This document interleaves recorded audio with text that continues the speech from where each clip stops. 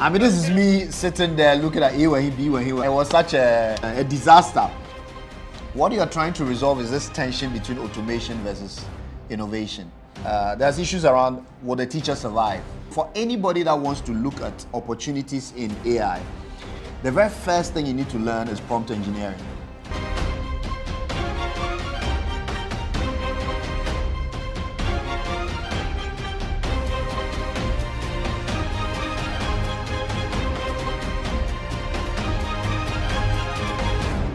The question for educators, for stakeholders, schools, is the curriculum that you're deploying, is it capable of supporting and building your students to make them capable and relevant to the future of work?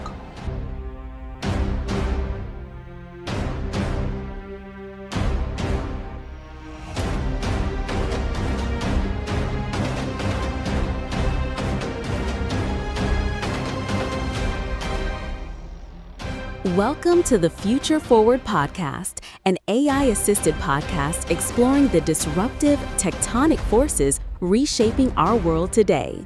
The Future Forward Podcast is your authoritative source for insights on technology, finance, business, and global affairs.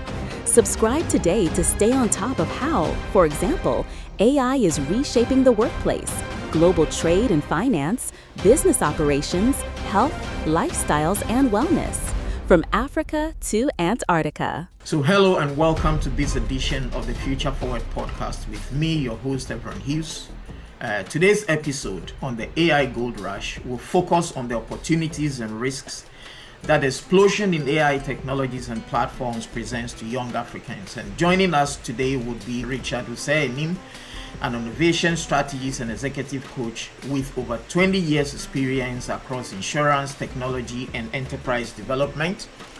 Richard would help us navigate the AI forces that are reshaping our world today and how young Africans can navigate their way around it. He will give us tips on low-cost AI tools that are available to young people, and then also how you can start your own AI-powered business with less than $100. Richard is a group CEO of Durham and Chestnut Holdings and Coral Reef Innovation Africa. He's also the co-founder of the Hatchery and Coral Reef Innovation Labs. He's a board member of Coronation Insurance Ghana, an alumnus of Durham Business School, and a chartered insurance practitioner, as well as a John Maxwell certified coach. Richard, thank you and welcome. We're grateful to have you with us here today. Thank you, everyone. It's been a while and I'm looking forward to this exciting and interesting conversation. Let's start with the launch of the Lenarium, which is an EdTech service. Can you tell us briefly a little bit about what you're trying to do with that? So Lenarium came out, we've been in this field for about 5 years. And what we realized was the barrier to entry for most parents was the cost of the device. So everything we're talking about, cybersecurity, IoT, AI, and everything, if you don't have the relevant device that allows you to access these technologies, you're pretty much going to be struggling on the other side of the digital poverty divide. So we're bundling devices with content, data, and insurance, and then offering it as either a pay-as-you-go service or postpaid service for parents. So if you're in primary school, there's a device for you. There's a certain level of data that you get. You get access to a platform with about 50,000 free books. But then there are also added value services we provide. So for instance, if you're a board of governors, owners of schools, where do you see your school in the next 5, 10, 15 years? Schools of the future. So that's really what Lenarium is about. Yes, I mean, we're leading with a device, the bundle device, and the solutions around that. But it cuts across, and that's interesting for young people. Once you come through the Lenarium, through our hubs and so on, you could get a digital certificate. It could be an AI certificate, it could be IoT, it could be cybersecurity and so on. But the next level is to find your remote internship, which then leads to a remote job.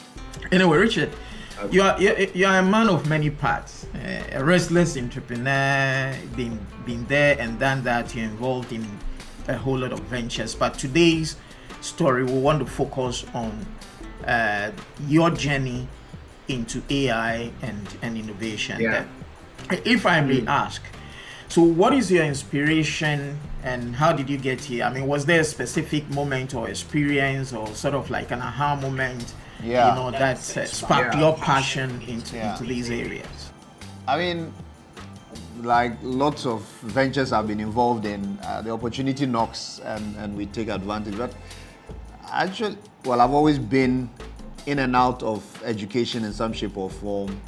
I've been an adjunct at Greenwich. I've done stuff with GIMPA, CIBT and so on. So I've always dipped in and out of academia. I've never had that time, patience and energy to stomach the politics of academia. That's why I just dip in and out of it. But I think, well, ensconced in my DNA somewhere is probably some education gene, because my grandfather set up the Catholic school with the Catholic missionaries in Kukrantumi in the 50s.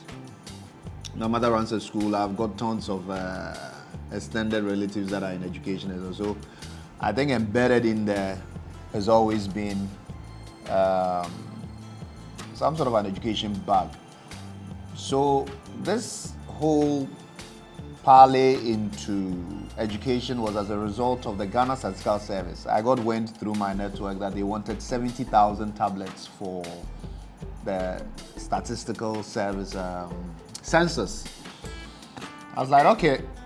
So I approached and I said, look, we'll do the 70,000 tablets for you, bring in Positivo out of Brazil, we'll do the 70,000 tablets for you. But when you're done, you're only going to use it for 6 weeks. Let's take it like, even if you're going to retain the data on it for like 3 months or for whatever number, when you finish, we'll buy the devices back off you, remodel and clean it, put on the apps and everything, and then distribute it in schools. So that was the model. So for some reason, the statistical service pulled the tender. We went to the Ministry of Education and said, okay, this is what we have. Can we do this? So we sort of put it together, and then we set up a project that deployed devices to 700 schools. So 350 primary schools, 350 junior high schools.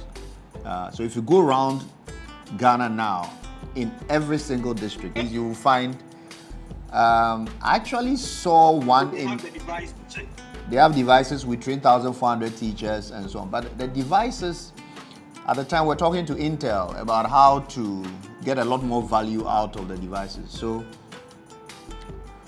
I remember clearly where I was when the Intel call came. I was in Dar. We had just aborted our Kilimanjaro, climb. We had gone to Zanzibar and we're heading back to Dubai and then back to Accra when the Intel call came, and they were like, look, they've got a series of AI products. So AI for citizens, AI for youth, AI for current and future leaders, and then AI for strategic leaders. And we were like, look, since we're a partner of Positivo in Ghana, it's one they would like to partner us with. So that's how our first foray into AI came. But then also I'd done, and well, anybody who knows me is like, I mean, nearly every year I'll do some additional continuous professional development. I'll go to Colombia somewhere. And I've done some work with the World Bank on schools of the future and what the schools of the future look like. And in my mind, how do we position our schools across Africa according to the World Economic Forum paradigm around global citizenship, environment, sustainability, governance, and so on. So that's how the AI conversation started. And but we're kind of embedded in Intel. I was in Arizona 2 weeks ago at the Intel campus with Arizona State University, and so we're really deep into it. Yeah, we're really embedded in it.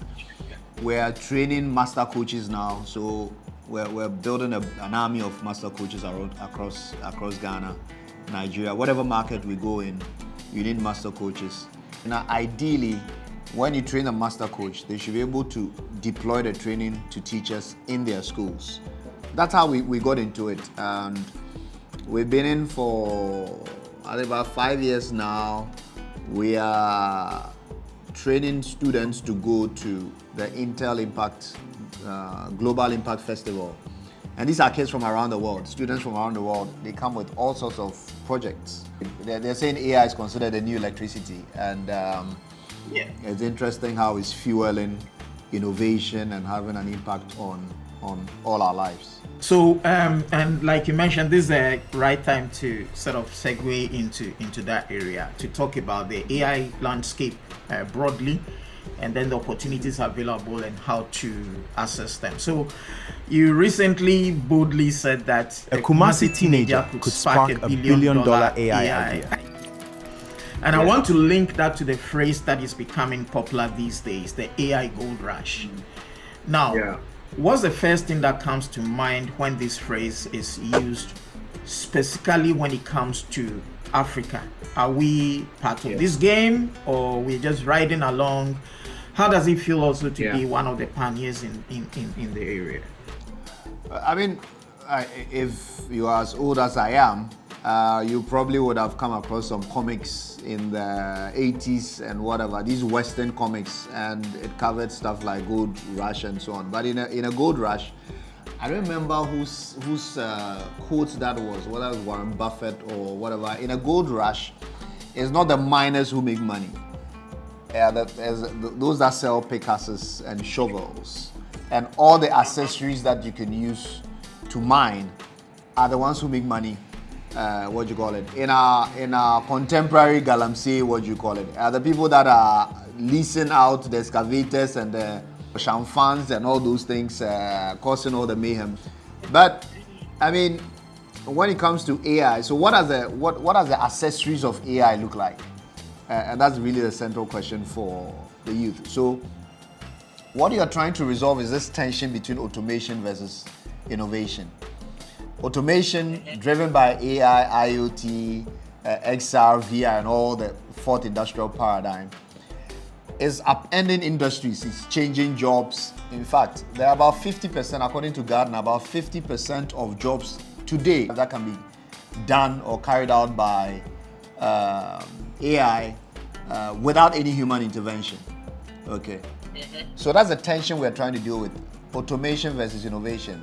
Now, the question for educators, for stakeholders, schools, is the curriculum that you're deploying, is it capable of supporting and building your students to make them capable and relevant to the future of work?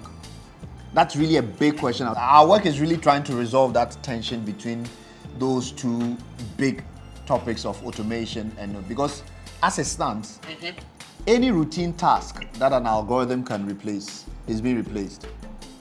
Yeah, so think about it. I mean, in New York, a bot passed the New York bar.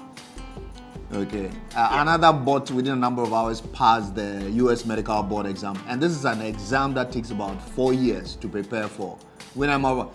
Now, I think the latest version of Grok or one of those bots can present you with a full PhD thesis. Okay, so we are starting to question the relevance of, there's issues around, will the teacher survive? What does education look like and so on. So that really is the basis of which you would have. So for anybody that wants to look at opportunities in AI, the very first thing you need to learn is prompt engineering. Anytime I talk about garbage in, garbage, I remember so much the very first day I entered Guildhall University and I was given, assignments in Word, Excel, PowerPoint, and Access. I mean, this is me sitting there looking at A when he, B when he. It was such a disaster because we hadn't been, growing up in Ghana, you go through school, there was a typing pool in St. Peter's that, I mean, those that had sense back then were learning to type. I didn't learn to type properly till I went to Royal Mail as a student postman to the sorting office, and then we had to learn to code postcodes on letters, and that's how I learned to touch type. But going back to the opportunities around there and so on, for Africa, the opportunities are endless. In fact, a New York Times article posted boldly the data centers across the world. Look at China, about 22. You look in North America, South Africa is the only spot in Africa that has 4 data centers. In Africa, yes. So we need to start from infrastructure. Basic infrastructure. If you go to any government department right now, any minister you talk to, any head of agency you talk, the very first barrier to entry they tell you that we don't have money. Okay, so whatever strategy you are deploying, whatever business plan you have, whatever PPP you have, we don't have money. It's an existential threat. It's an existential threat because if you don't find the money, you will have a huge swathe of students. Already, you have free SHS. Quite a lot of senior high school graduates. There's a kind of a chasm between them and tertiary. Okay, so what are you doing with that demography? With those kinds of students, those that go on to university, you come out and after your national service, there is not enough jobs in the public sector to retain you. Okay, so if you don't find a way to train these students to be entrepreneurial, find ways where they can build their own models and their own businesses and so on, you will have a crisis on your hands. The impact of AI is affecting people everywhere, not just Africa, all over the world. So I think that what we need to the sweet spot, especially for Africa, is how do we bridge the gap even for our own selves within our own environment. So the private sector investment is key and it's critical, but we also need the public sector to also meet the private sector. PPP, because the kinds of investment you need to build a data center, it's something that government has to partner with private sector to do. So that's like your basic infrastructure. Then how do you train the models? Because right now, and that's another opportunity that young people can look at. How do you train the models in such a way that you make them relevant to your environment and your what they call indigenization or Africanization of the models? Because right now, all the single models we're dealing with are coming from Silicon Valley. They're either coming from Europe or Silicon Valley and so on. The kind of hallucination. So that's an opportunity right there, right? A huge opportunity. And I can talk about education because if you take a lot of our textbooks right now, a lot of them haven't been digitized. There's this fight with publishers who still want to retain hard copies, but they still haven't gotten their minds around digitizing the content and then putting on a subscription basis. And that's what Lenarium is also doing. That we have as many content as possible, textbooks and so on. So infrastructure is one, an opportunity infrastructure. I don't expect young people to have that kind of money to go into infrastructure, data centers and so on. But the training of the modules, the price of the machines, the GPUs and whatever, it keeps dropping. Okay, it keeps dropping. So at least that is affordable. That should be affordable for lots of African environments. Then the content, that's an opportunity there as well. And then training, capacity building. We are in that business and we come across teachers that would have gone through training schools or training colleges, and we have to engage them, train them. These are IT teachers. So the skills up is one, infrastructure is one, building the modules. Now what we are doing with hubs is that, okay, we go to Nubuke, we say, okay, Nubuke, you are a cultural, arty, history type kind of space. We're putting a lab there and running boot camps for students that have a proclivity or an interest in arts. How do you use the AI to tell stories? The Catamanso War, the British, what do you call it, Yasantua and so on. How do you animate? How do you use Canva to come up with some of these stories, Gamma, and so on? So how do you animate some of these stories? How do you gamify some of these stories? And the tools are there. So essentially, we're giving students the tools to be able to solve local problems. And the problems could be around finance, it could be about health, it could be about climate. governance. I mean, think about the Constitution of Ghana that has been gamified or that has been animated, so that a kid in, what do you call it, if you want to talk about civics, a kid in kindergarten, just by engaging in a cartoon-like version of a constitution, can have an understanding. So you start building a pipeline of skills right from kindergarten. And really, when we start talking about change management and mindsets and so on, because the Human Capital Index talks about when mindsets are formed, and it's not in what you call GHS or whatever.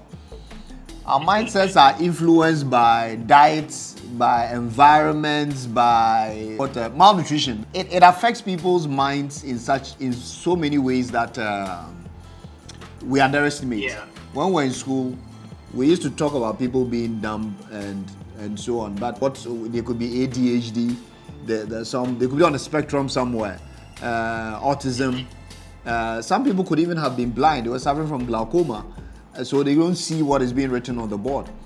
So all these things are and it's fantastic what AI is doing with disabilities and the kinds of support that is offering people with disability. So, Richard, I mean, we'll go a little bit more into the opportunities later, but this whole landscape, if you put it all together, maybe a young listener somewhere in Kukrantumi or Domia Brow or somewhere, how would you sort of, in a simple way, explain to him or her what is actually going on and how it will affect them one way or the other, and why they should be interested in that? We've seen there are three keywords that define the work we do. Three keywords: access, equity, and inclusion. Okay, so access, equity, and inclusion. So irrespective of where a kid is based, whether in Nkoranza, Domiabra, Bumpurugu, wherever the kid is based, if they come in contact with our spaces, they will walk away with some sort of experience. We've had kids of farmhands who had never touched a device, and within 3 to 6 months, they are coding and assembling robots. We've had kids in Rio, so that's deep Ashanti, Rio, so come to, and those people, we just put in a lab, engage them for about a month. They came to Accra and placed 5 out of 37 schools in a coding and robotic competition. So for me, I am completely sold when you talk about my inspiration and things that if a kid wants to learn, if the kid wants to take advantage of whatever resources are available, they can do it. We can match any kid in Singapore. We can match them in Finland.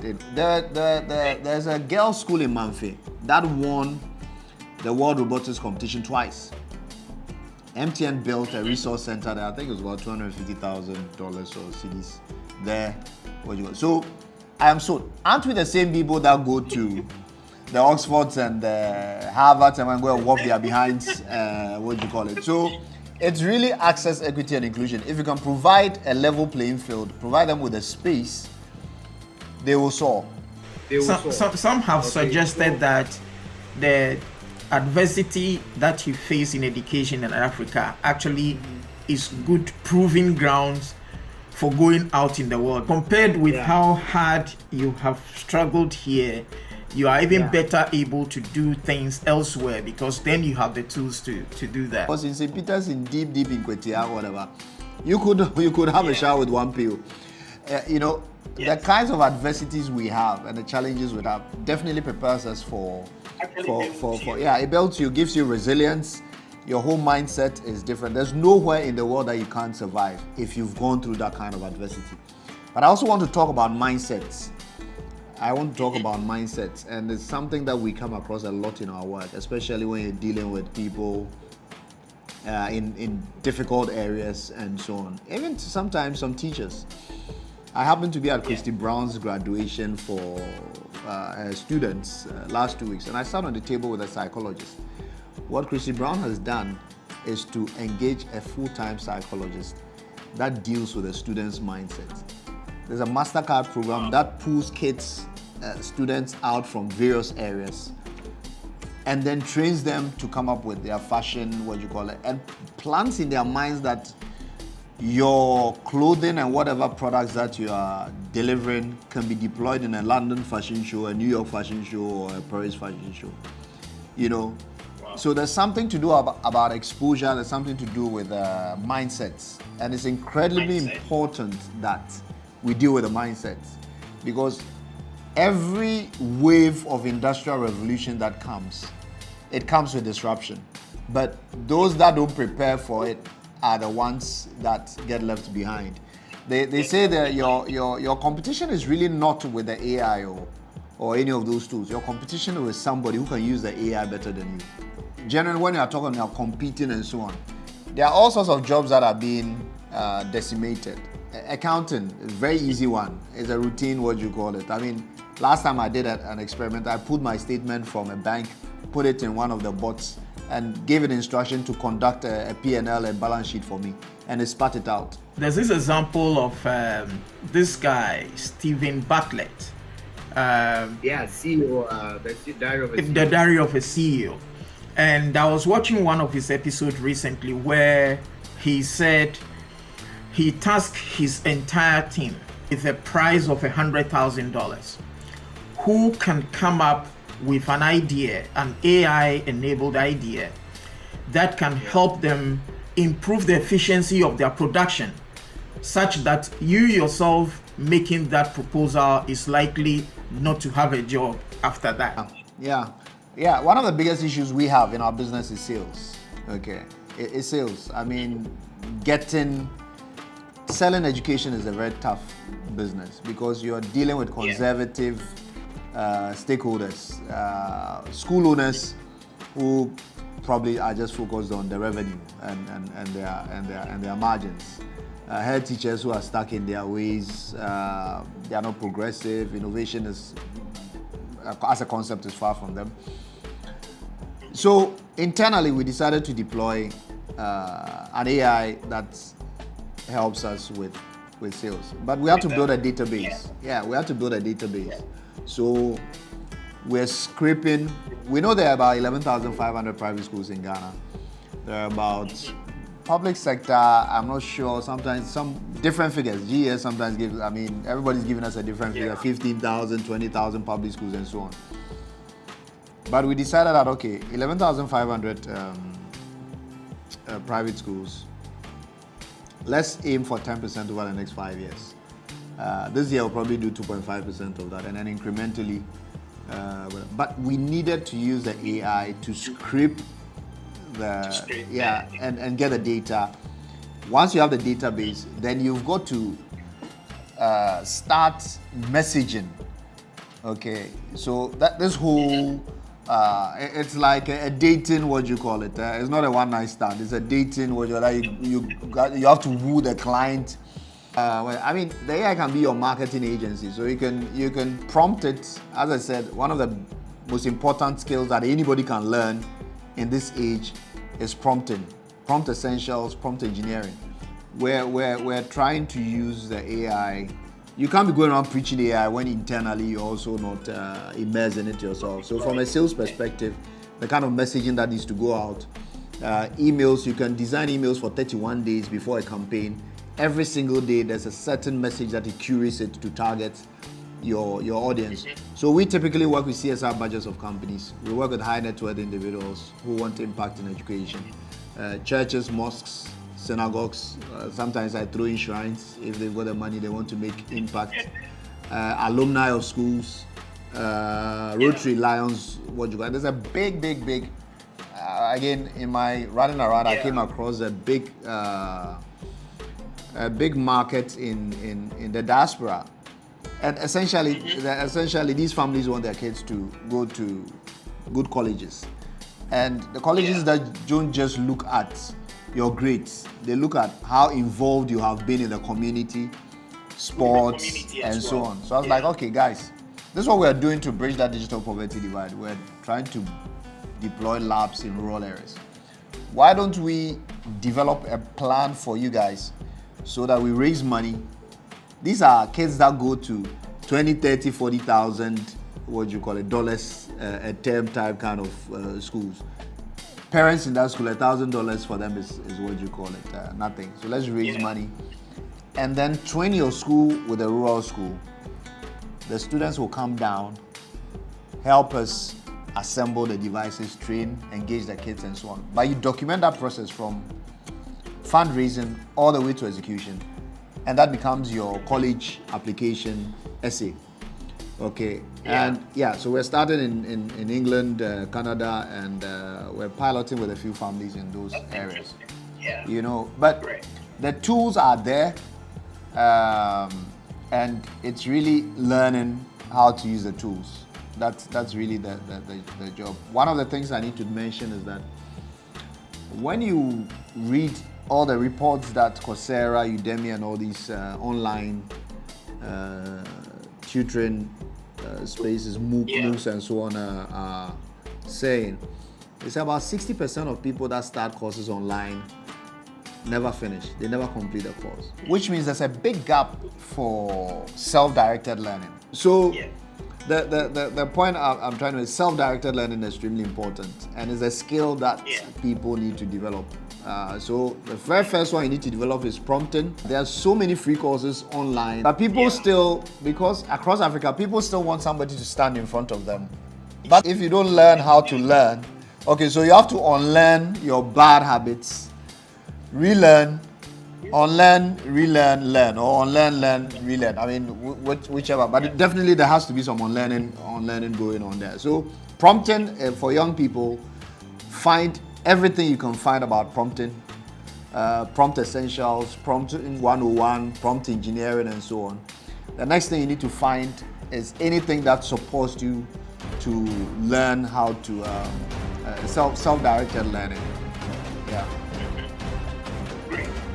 Welcome to the Future Forward Podcast, an AI-assisted podcast exploring the disruptive, tectonic forces reshaping our world today.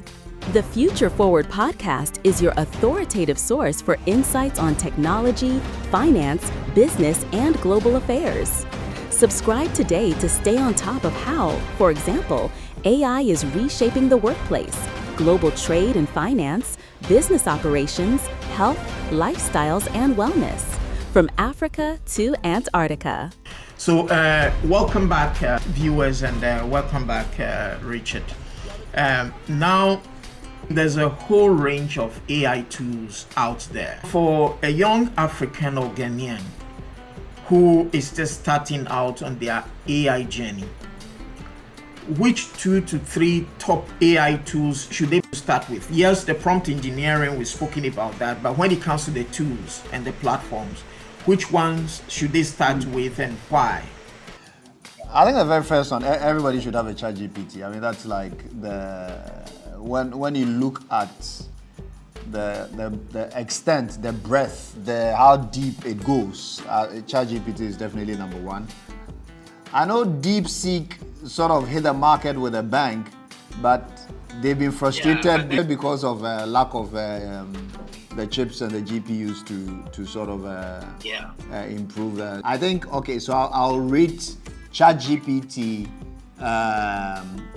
Gemini, and Grok as the top 3. Okay, so the difference between us, you and I, and maybe a lot of young people is that our prompting will be influenced by a lot of experience.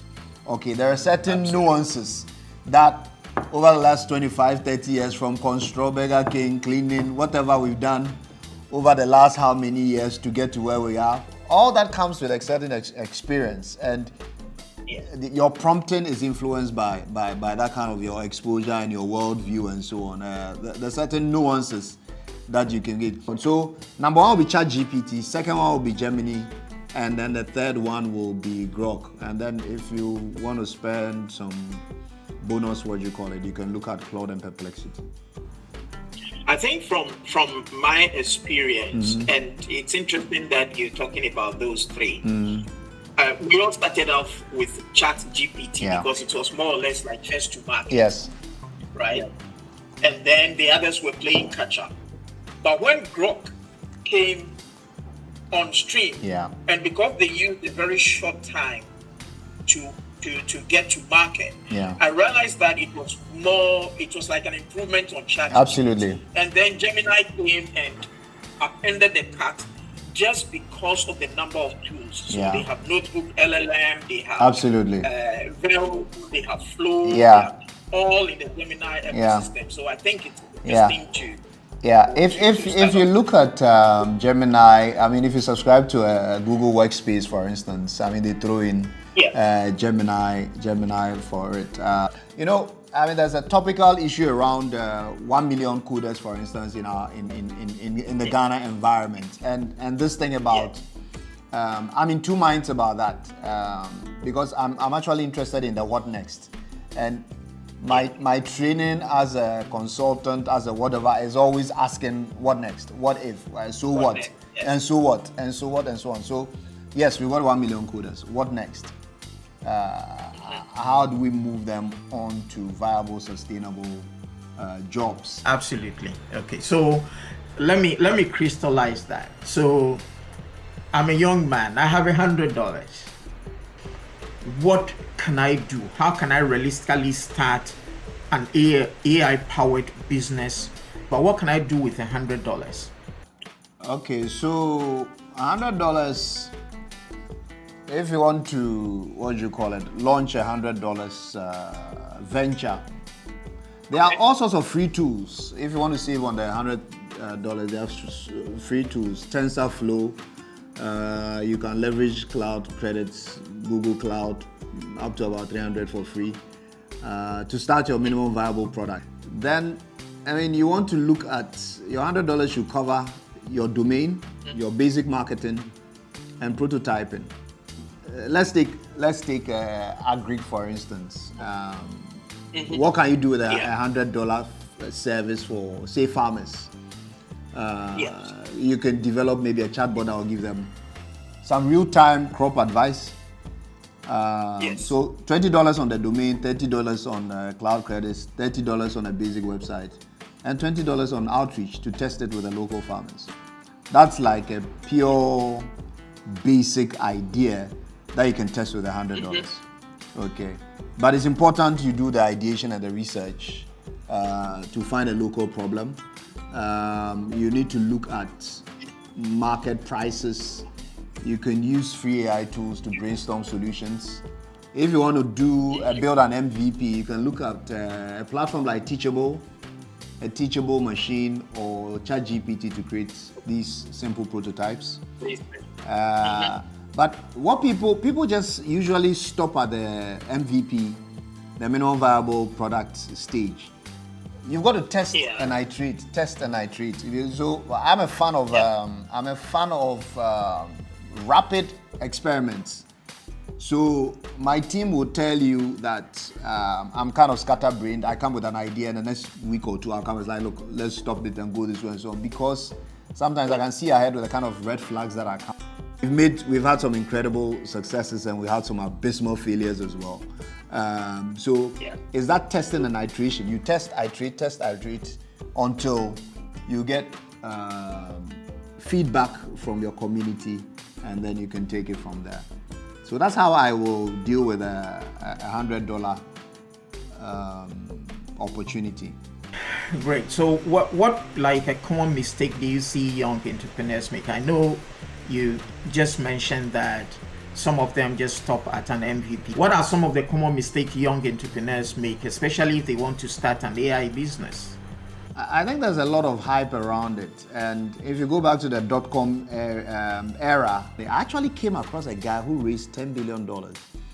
But that was he was the head of ARM technology. I mean, he raised the money on the back of his reputation, you know. But young. It's really, I think my advice for young people is that you've got to view this as a marathon and not a 100-meter dash. I think one of the things young people should also do is immerse themselves in the various, the kind of news that they consume, the kind of case studies that the kind of. I recommend a few people that they can follow. There's a guy called Peter Diamandis. Diamandis is spelled A-N-D-I-S. I mean, he's one of the foremost guys in AI now. So that's one. There's also Salim. Salim is the guy who developed your massive transformative purpose. Okay, he calls it MTP, Open EXO, Open Exponential Organizations. And it's a very useful tool that young people can embed in. The sweet spot is important. We have found our sweet spot. We found our sweet spot. We will use AI to support boards and governors of schools. We will use it to support head teachers. We will free teachers from their mundane lesson planning and so on, so that the teacher becomes like a learning facilitator or a tourist guide. Let me ask you, is AI a threat to youth jobs in Africa? Or is it a supercharger that will help them go global? Okay, let me say that with a caveat. I'm not sure where you were in the year 2000, between 95, 2000 and so on. That's when in Ghana, people started getting SIM cards and so on for their phones and so on. And if you needed a SIM card, you had to queue around the block and it was ridiculously expensive. Now, 25 years down the line, what has happened to SIM cards? It's they beat you with it. And I think it's the same. Yeah. The opportunity for most of Africa is to leapfrog and catch up with this one. If you look at your phone right now, every single app on there is a testament to progress over the last 25 years, from 2000 to 2025. Every single app on your phone now, somebody's designing it, is solved. Like Shazam, iTunes, Google Maps. These are all stuff that have been developed over the last 25 years that has become, and it's the same with the AI. There are AI apps that, in fact, we have with our partners developed a totally offline solution where we can convert any tablet or laptop to an AI-enabled just by plugging in a dongle. So for me, it presents a huge opportunity for Africa and African youth to leapfrog. But you've got to deal with the infrastructure. The issue is the if. If you can deal with the infrastructure, if you can make sure that devices are readily available, affordable. Sometimes when you mention affordable, most Africans think it's cheap. You want to make it accessible to the youth. 10 years to come, how do you see the African AI landscape? And what role do you think the hatchery, coral reef, and those in those areas would be performing in arriving at that future? Let me answer from the end and then work my way back. I mean, in 5-10 years, I probably would have maybe sold out and moved on and gone on to, I'll probably still go back to academia and a circuit. I'll probably run a fund that supports young people to launch ventures and so on. An advisory role, take positions in some of these businesses and help them grow.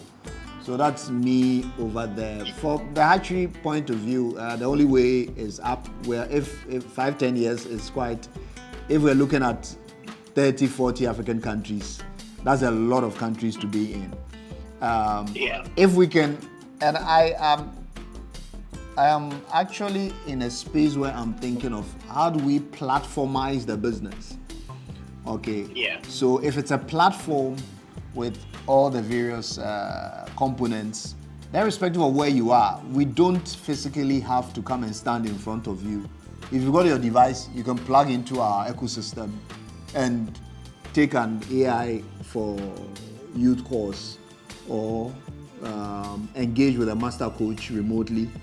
I mean, a teacher can engage with another teacher in, say, Finland or Canada and share best practice. I mean, there are all sorts of interventions that our ecosystem is looking at developing. I want to find out from you what advice you will give your 18-year-old self who is starting out in this area? What are the things you would do again? What are the things you would do? I was such a stubborn character at 18. Reading cars and my 18 years self. Gosh, that's a long time. Okay. I think I saw one line that you described me as restless. Definitely at 18, I was restless. I'm raring to leave my. I think I left Ghana at 19 to go to England, and studied, worked, started a business, married, had a kid. Over that 15-year period.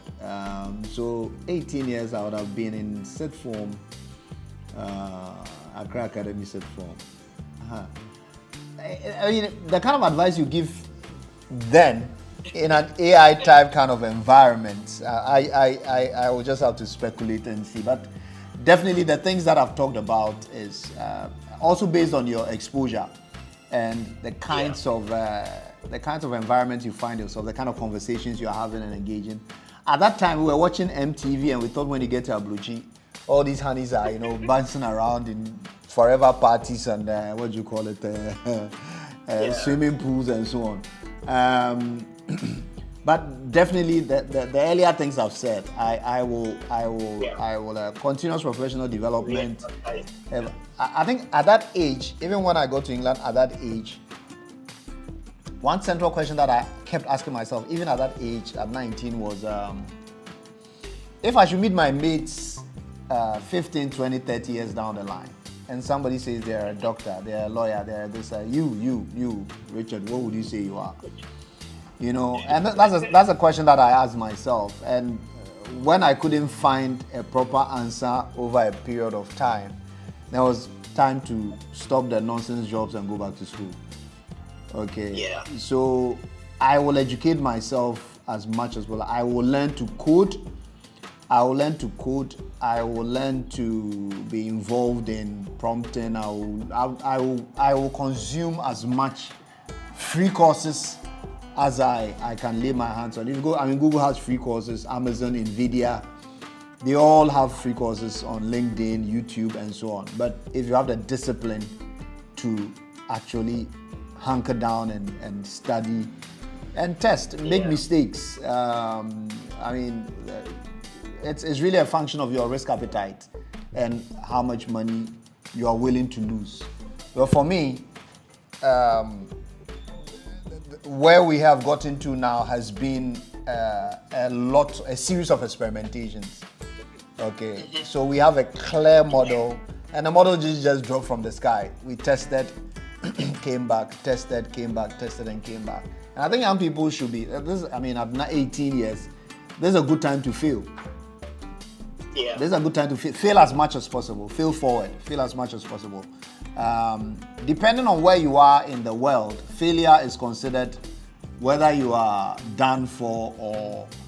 So in America, if you fail, they ask you where's your next venture. In the UK or England, it's like you are a pariah or you're like the devil's grandson or something.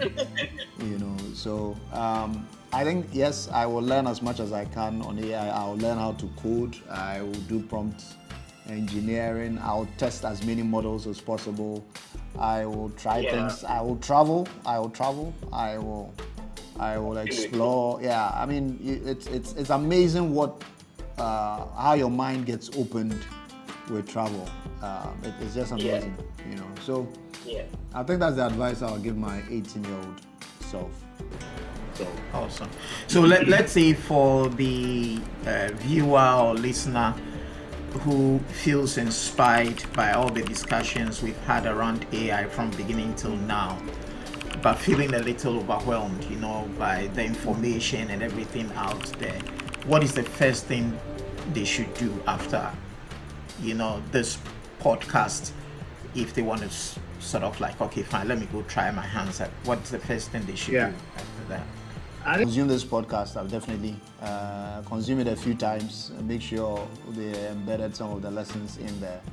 I think they should just watch YouTube videos of of Peter Diamandis and his guests. Yeah, I think everything about Africa and the young people shows the potential here. I mean, by 2035, it's estimated there will be about 1 billion population. Average age in Europe and Asia is around about 47, 49. In Africa is 19 years. So our demographic dividend it's huge. What people shouldn't forget is that 1 billion population doesn't necessarily equate talent. The fact that you have 1 billion population doesn't mean it. So you've got to invest.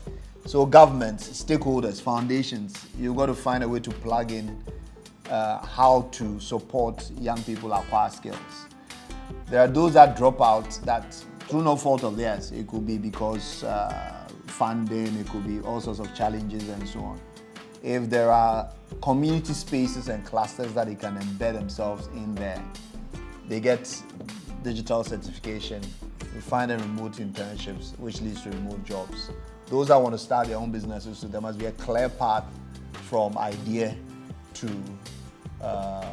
your first dollar or CD in the bank. So it's amazing time for young people.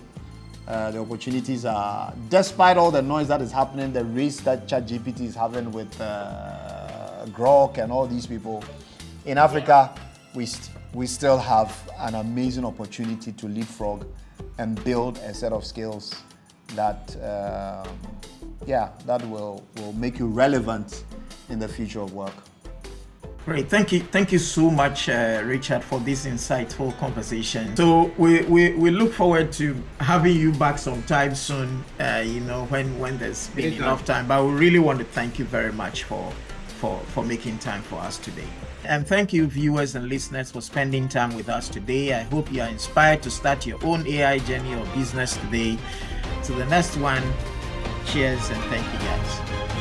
The Future Forward podcast was created, edited, directed, and produced by Evron Hughes for Storyboard Media. Thank you for joining the Future Forward podcast team on this episode. Let us know which part or parts you liked most and which you would like us to improve or expand on in future episodes. Also, share with us topics that you think will benefit the community. We will do our best to explore the most topical issues as always. Finally, don't forget to, if you have not yet done so, share the podcast with others and subscribe, like, and follow us across all the social media platforms. Till the next one, have a good one.